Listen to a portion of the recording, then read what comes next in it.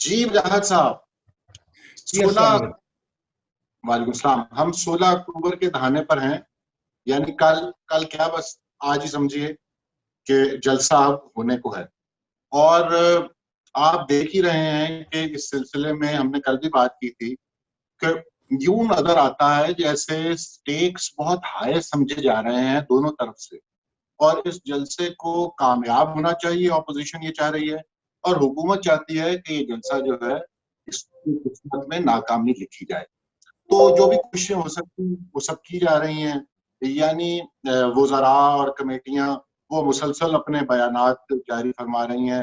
ابھی بلکہ میں نے دیکھا کہ کل قومی اسمبلی کا اجلاس بھی رکھا گیا ہے 4 بجے، اور اسی طرح وہ چھاپے، گرفتاریاں، وہ تو سب آپ دیکھ ہی رہے ہیں، اور وہ پوری بیلٹ جو ہے گجرات سے، یعنی منڈی بہاؤدین کیا اور حافظ آباد اور پنڈی بھٹیاں اینڈ سو آن دس کا ہر جگہ پر آپ دیکھ رہے ہیں کہ گرفتاریاں بھی ہو رہی ہیں، چھاپے بھی ہو رہے ہیں، پرچے بھی کٹ رہے ہیں۔ تو یوں نظر آتا ہے جیسے کہ سٹیکس جو ہیں وہ بہت بڑے ہیں، فقط ایک جلسے کا معاملہ نہیں ہے، یعنی یا تو یہ ایک طویل تحریک کا نقطۂ آغاز ہو سکتا ہے، یا پھر ابورٹ ہو سکتا ہے، ابورشن ہو سکتی ہے پری میچور۔ تو یہ صورتحال کچھ نظر آ رہی ہے، اور جو حکومت جو طریقے اختیار کر رہی ہے اس میں نے ایک بڑی دلچسپ بات دیکھی کہ صاحبزادہ جہانگیر صاحب جو یورپ میں ترجمان ہیں حکومت کے، پرائم منسٹر صاحب کے انویسٹمنٹ کے حوالے سے، اور ان کے بچپن کے دوست بھی ہیں، چیکو صاحب، صاحبزادہ جہانگیر صاحب، انہوں نے کہا کل میں ایون فیلڈ کے باہر ہم لوگ اکٹھے ہوں گے اور کچھ نعرہ زنی کی جائے گی، جس وقت نواز شریف توقع ہے کہ وہ خطاب کریں گے جلسے سے۔ تو میں اس کو جو سٹیکس دیکھ رہا ہوں، کیونکہ پورا ایک مجھے تو یوں لگ رہا ہے جیسے ہائیبرڈ نظام ہی کوشچن ہونے جا رہا ہے، یعنی ہائیبرڈ نظام تو ہمیشہ سے ہمارے یہاں رہا ہے، لیکن اب اس کی کچھ ریشو بدل گیا ہے، اور ہم آپ دیکھ ہی رہے ہیں کہ جو نئی ایک پرسنٹیج سامنے آئی ہے اس میں اشتراک اقتدار میں ہمارا حصہ قدرے کم ہو گیا۔ تو آپ بھی اس کو اسی طرح دیکھتے ہیں یا آپ کا کچھ اور نقطہ نظر ہے اس پر؟ جی حماد بھائی بہت شکریہ، میں نے تو آپ کی گفتگو بہت غور سے سنی، اور میرا یہ کہنا ہے کہ جی ہاں، سٹیکس کسی حکومت یا کسی فرد سے بہت آگے کے ہیں۔ میں نے کل عرض کیا تھا کہ یہ ایک ڈیفائننگ مومنٹ ہے، اور میں آج آپ سے عرض کر رہا ہوں بہت سنجیدگی اور ذمہ داری سے۔ پاکستان کے لوگوں کا حق حکمرانی آزادی کا نامکمل ایجنڈا ہے۔ ہم نے یہ لڑائی 60s میں لڑنے کی کوشش کی، ہمارے بھائی ہم سے الگ ہو گئے تھے مشرقی پاکستان کے، لیکن یہ زمین ہماری ہے، ہمارے پاس کوئی آپشن نہیں ہے سوائے اس کے کہ we do our best to sustain this country۔ ہم نے یہ لڑائی 80 میں لڑنے کی کوشش کی، آنورڈ چارٹر آف ڈیموکریسی، 18ویں ترمیم، یہ ہماری آزادی کا نامکمل ایجنڈا ہے۔ ہم اس ملک کے رہنے والوں کے لیے اس زمین پہ سیلف رول کا حق مانگ رہے ہیں، اور ہم نہیں مان رہے کہ کوئی ایسی الوہی اتری ہوئی، نازل ہوئی ایسی کوئی منزان الخطا کوئی ہستی ہو، کوئی ایسا منصب ہو جو ہمیں یہ بتایا کرے کہ ہم کون سی رپورٹنگ کریں گے۔ ہم پابند ہیں آئین کے، اور میں آپ سے یہ عرض کر رہا ہوں کہ آئین جو ہے وہ اس ملک کے لوگوں کو جو حقوق دیتا ہے اس میں یہ بات طے ہے کہ کسی کو یہ حق نہیں ہے کہ وہ یہ کہے کہ میرے پاس یہ آپشن تھا کہ ایک بدن ہے قوم کا اور آئین اس کا ایک عضو ہے، میں نے عضو کاٹ کے پھینک دیا۔ سبحان اللہ، آئین عضو نہیں ہوتا، آئین وہ لہو کی کا چشمہ ہے، وہ ندی ہے جو قوم کی شریانوں میں دوڑتی ہے۔ یہ نہیں ہو سکتا، ہم نہیں یہ اس بات کو مان سکتے کہ کوئی شخص جو ہے یا کوئی منصب جو ہے وہ اس ملک کے رہنے والوں کو یا ان کے نمائندوں کو، جو کہ دراصل اس ملک کے رہنے والے ہی ہیں، نمائندے کا مطلب ہی یہ ہے کہ وہ ریپرزینٹ کر رہا ہے اس ملک کی سٹیزنری کو۔ یہ سٹیزنری کے حقوق کا معاملہ ہے، یہ انتقال اقتدار کا معاملہ ہے، جس میں عموماً حماد بھائی this may not yield the desired results right now, that will definitely be a step forward۔ Please آپ فرمائیے۔ آپ نے وہی بات کی، جی آپ نے وہی کہا کہ یہ ایک جلسہ نہیں ہے، آپ نے بھی یہی کہا یہ ایک طویل جد و جہد کا نقطۂ آغاز بھی ہو سکتا ہے، यानी बिल्कुल, कि हम और होना इस चाहिए, तरह वरना फायदा क्या होगा हमें? होना चाहिए, भाई फिर हमें क्या फायदा होगा होना चाहिए। यानी इस मुल्क के लोगों को? अच्छा, सिर्फ ये जो हाइब्रिड डिस्पेंसेशन का हम बार बार जिक्र सुनते हैं और खुद भी करते रहते हैं, मुझे ये लगता है जैसे इस निजाम के तहत सियासतदान जो हैं बहैसियत मजमूई बतौर एक तबके के, तो वो नाकाम हुए हैं।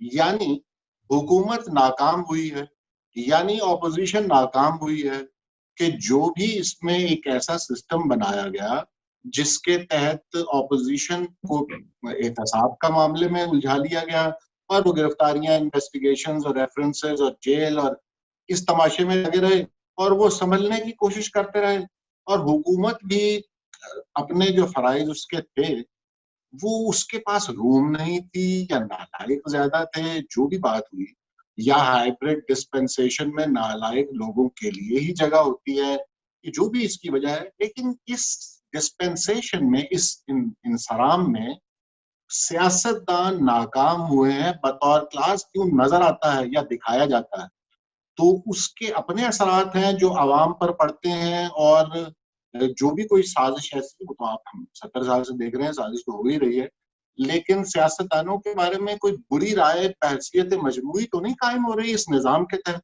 मजीद, यानी बिगड़ रही हो। आप इस पे क्या कहते हैं? मैं ऐसा नहीं समझ रहा।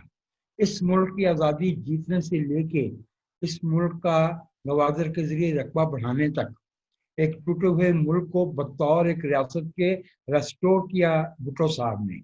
इस मुल्क में हमें अफगानिस्तान की लड़ाई, तालिबान, मुजाहिदीन, दहशत गर्दी के मुकाबले में रेस्टोर किया सियासतदानों ने। एक लंबी बहस है, ना सिर्फ ये कि वो सियासी है, वो बहस मुआशी भी है। आई बिलीव कि जो पाकिस्तान की, मैं किसी सियासतदान की तो बात करता ही नहीं, और मैं किसी को बुरा क्या कहूँ। अरे भाई, अगर 60 साल से एक किस्सा चल रहा है कि एक नर्सरी से पौधे आते हैं, हम जब उनको अपना लेते हैं तो उनका ऐब ये बन जाता है कि वो हमने अपना लिए। जब तक जुल्फकार अली भुट्टो पीरजादा और हमीद के साथ बैठा करे तो भुट्टो बहुत अच्छा है। भुट्टो मशरकी पाकिस्तान में मिलिट्री ऑपरेशन पे बात न करे, भुट्टो बहुत अच्छा है। दी मोमेंट भुट्टो दिसंबर 76 में कश्मीर के मसले पे कोई पैराडाइम शिफ्ट की बात करता है तो भुट्टो सिक्योरिटी रिस्क है। ये तो हमारे हमारे मुल्क के लोगों का थोड़ा सा पब्लिक कंजम्पशन के मामले है ना, कि एटम बम और ये और वो। अरे भाई, एटम बम जियाउल हक गोद में बैठ के बनाता रहा अमेरिका की। Atom bomb it was not the issue, the issue was local. मैं हाँ, बार बड़ा बार, पसंद था। तो मैं ये अर्ज करूं कि सियासतदान नाकाम नहीं हुआ। जो नाकाम हुई है वो सियासत के और जमहूरियत के साथ खिलवाड़ नाकाम हो रही है, और इस वक्त भी हो रही है। और लोग जिस बात पे चीख रहे हैं उस खिलवाड़ की नाकामी पे चीख रहे हैं, सियासतदान की आपने नाकामी। जी दोनों नुक्ते आपके बड़े दिलचस्प थे। आपने भुट्टो साहब के हवाले से भी जो एक उमूमी राय पाई जाती है कि ये एटम बम था और उसकी वजह से, आपने बड़ी अच्छी बात की कि वो पैराडाइम शिफ्ट क्या है, उसके क्या मुज़मरात हैं और वो क्यों नापसंदीदा फ्रेज है। आपने बड़ा अच्छा नुक्ता बताया। और दूसरी बात भी आपकी दुरुस्त है कि ये सिस्टम की नाकामी नहीं है, ये सिस्टम की नाकामी। आपने कहा हाँ, ये सिस्टम जो खड़ा करने की कोशिश की जा रही ये है, ये उसकी हाइब्रिड की नाकामी है, नाकामी है, पैराडाइम की ये हाइब्रिड की नाकामी है भाई। हाँ, नाकामी। अच्छा जी, ये हमने जरा हमारी तबीयतें कुछ ऐसी हैं कि हम वो कैनवस, आप तो होराइजन देखते हैं, हम जरा दोबारा जलसे पे आ जाते हैं, कोई महदूद करके अपने आप को बात करने की कोशिश करते बिस्मिल्लाह, जरूर हैं। जरूर ये हम जो आगे। जो हम अगर इसकी वजह जानने की कोशिश करें कि ये जलसा क्यों हो रहा है और ये तहरीक क्यों हो रही है और जो वजूहात बताई जा रही हैं वो किस हद तक साइब हैं और इसके पस मंजर में क्या चीजें हो सकती हैं, तो जैसे अब आप अगर देखिए कि हुकूमत का इस पे नुक्ता नजर, वो तो खैर बड़ा दिलचस्प है और वही नुक्ता नजर है जो पिछले 2 साल से है। यानी ये चोर इकट्ठे हो गए हैं और चोर जो है वो अपनी करप्शन को बचाने के लिए ये सारा उन्होंने चक्कर चलाया हुआ है और ये लोगों को निकाल रहे हैं, घरों से बाहर मुश्किल में डाल रहे हैं, क्योंकि ये अपनी चोरी छुपाना चाहते हैं। एनआरओ नहीं देंगे, वो मुसलसल वही गुफ्तगू है जो वो हर मौके पर करते हैं, चाहे वो कोई स्कैंडल सामने आए, आटे का आए, चीनी का आए, हज का आए, मेडिसिन का आए, कुछ भी आए, तो वो एक स्टैंडर्ड उनका ڈیفینس ہوتا ہے. اس موقع پر بھی وہی یہی کہہ رہے ہیں. اچھا مجھے یوں لگتا ہے جیسے ہم نے کل بھی بات کی, میں نے کہا مہنگائی جو ہے, اور آپ نے کہا بھی مہنگائی تو ہے, لیکن مہنگائی کے پیچھے جو عوامل ہوتے ہیں جس وجہ سے مہنگائی ہوئی ہے, وہ ہماری جو ناکامی ہے مسلسل پالیسیز کی اور گورننس کی, اور ہمارا جو رویہ رہا ہے اسٹیٹ کرافٹ کی طرف, اس کی ناکامی کے باعث یہ ہو رہا ہے.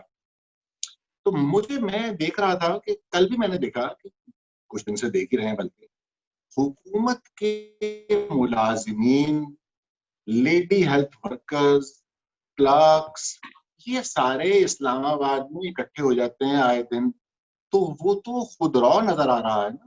یعنی یہ ہر طرف معاملہ پھیلا ہوا ہے. کلرکس تو اس لیے باہر نہیں آ رہے کہ وہ کسی کی کرپشن کو چھپائیں, وہ تو اپنے پیٹ کے ہاتھوں باہر آ رہے ہیں, اپنے بچوں کی تعلیم کے ہاتھوں آ رہے ہیں, اور دوا کی خاطر آ رہے ہیں. تو اس لیے مجھے حکومت کا نقطہ نظر ذرا سا اس میں کمزور نظر آتا ہے. بہرحال اس کے پیچھے عوامل جو ہیں, آپ کیا سمجھتے ہیں؟ میں آخری جملہ صرف کہہ دوں, مجھے یوں لگتا ہے جیسے اپوزیشن کا سب سے بڑا اعتراض یہ ہے کہ اپوزیشن کو اپوزیشن مانا ہی نہیں گیا. یعنی اپوزیشن کا جو اس نظام میں حصہ ہوتا ہے جمہوریت میں, اور ایک خاص طرح کی اس کی روم دیا جاتا ہے اس کو آپریٹ کرنے کے لیے, وہ روم ہی مفقود ہے. یعنی اتنے عرصے سے اپوزیشن کو اپوزیشن ہی تسلیم نہیں کیا گیا. آپ بتائیے آپ کیا سوچتے ہیں؟ یہ پورے مسئلے کا حماد بھائی تیسرا حصہ ہے. جو کانسٹیٹیوشنل سکیم ہے اس میں اپوزیشن کوئی ایلین, کوئی اجنبی غیر مخلوق تو نہیں ہوتی نا, اسی ملک کے رہنے والے ہیں.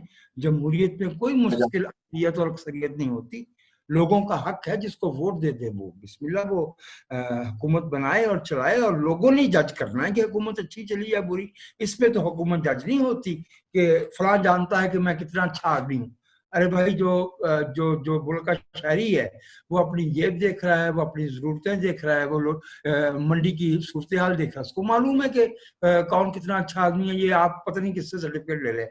یہ تیسرا حصہ ہے جس کی طرف آپ اشارہ کریں. پہلی بات یہ ہے کہ because of the inherent character of the current dispensation, یہ جو موجود, میں اس کو حکومت نہیں کہتا, میں اس کو بندوبست کہتا ہوں. یہ بندوبست ہے, یہ جمہوری تسلسل نہیں ہے, یہ انٹریگنم ہے. اگر یہ انٹریگنم تعطل اور عبور نہیں ہوتا تو حکومت کے اپنے وزراء بار بار 2008 سے 18 کیا جرم ہوا ہے. 2008 کے 18 اگست کو دن کی روشنی میں پرویز مشرف نے استعفیٰ دیا تھا. آپ کو کیا مسئلہ ہے؟ اس سے پہلے کی چیزوں کو آپ کیوں صاف کرنا چاہتے ہیں؟ جس میں اس ملک میں کیا کچھ نہیں ہوا. ہم اتنی سطح پہ نہیں جایا کرتے کیونکہ یہ ہمارا ملک ہے. ہمیں چیزوں کو بہتری کے لیے سوچنا ہے, ہمیں چیزوں کو منہدم ڈیمولش نہیں کرنا. عمران خان صاحب اپنی حکومت کی نوعیت کے اعتبار سے سوائے فسطائی یک جماعتی نظام کے اور کچھ سوچ ہی نہیں سکتے. اور اس یک جماعتی نظام میں بھی جو کہ ہمیشہ سے ہوتا ہے کہ ایک فرد جو ہے وہ پروویڈنس خود کو قرار دیتا ہے. اور خان صاحب کے ہاں وہ اشارے بڑے واضح ہیں کہ وہ جتنا ان کے ہاں متکلم کا صیغہ پایا جاتا ہے, میں نے یہ کیا. بھائی شرفاء اتنی دفعہ میں نہیں کہتے, اور اگر وزرائے اعظم ہو تو پھر تو بالکل نہیں کہتے. تو سینٹ کا الیکشن جو ہے وہ اپوزیشن کو مزید بے دست و پا کر دے گا. جو اپوزیشن سینٹ میں اکثریت ہوتے ہوئے تحریک عدم اعتماد پاس نہ کر پائی, اسباب سب جانتے ہیں, مانیں یا بیان کریں یا نہ کریں, وہ بھی ملک کی عزت کا معاملہ ہوتا ہے, اس لیے نہیں کی جاتی, اس لیے نہیں کہ کسی فرد کی عزت بچانا مقصود. سیکنڈ, جو اکانومی ہے وہ فیل ہو رہی ہے. میں اس کی ذمہ داری کسی فرد پہ یا کسی کابینہ پہ یا اس کے کسی محکمے پہ نہیں ڈالتا. میں یہ کہتا ہوں کہ اکانومی ہائیبرڈ گورننس کے ساتھ چل ہی نہیں سکتی.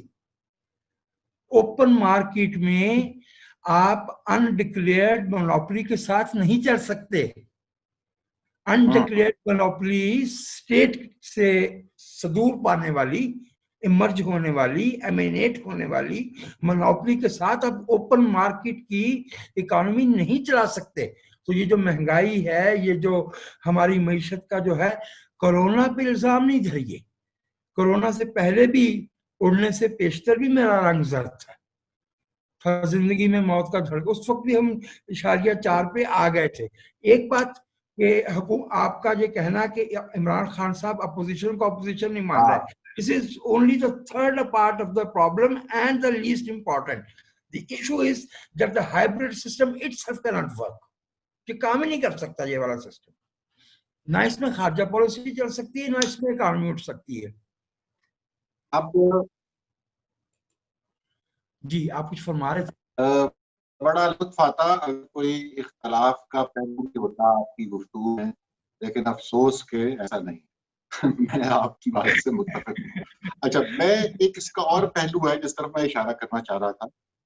आप ये देखिए कि हम जो ये मामला है ना हुकूमतों का, और कुछ एजेंट्स होते हैं, कुछ एक्टर्स हैं, कुछ गैर सियासी, सारी गुफ्तगू हम करते रहते हैं।